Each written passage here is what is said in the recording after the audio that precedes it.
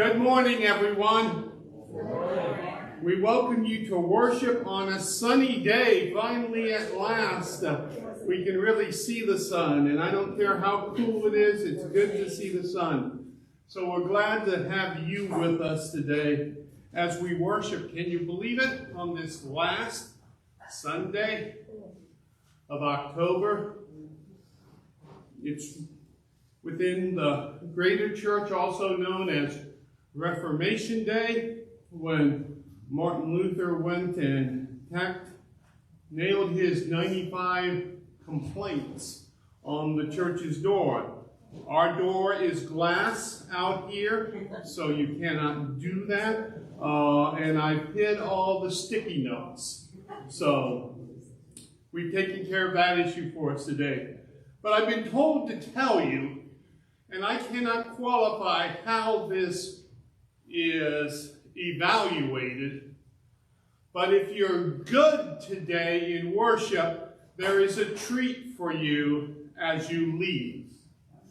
I don't know how to evaluate the other part, so I'll just leave it at that. But we thank the giver of all good gifts, Mary Ann, back there for making sure all of you at least have something sweet on this day. Want to remind you of several announcements as we begin worship today. They are all in your bulletin except for one. Want to remind the bell ringers that bell practice this week will be happening on Wednesday at 6 p.m., not on Thursday, so make that notation in your calendars. You'll also see a notation that for the month of November, we're giving a special focus to our collections for our fish pantry. We're asking that you contribute and bring in items that would be the fixings for Thanksgiving dinner, because Fish is going to be preparing over 600 baskets.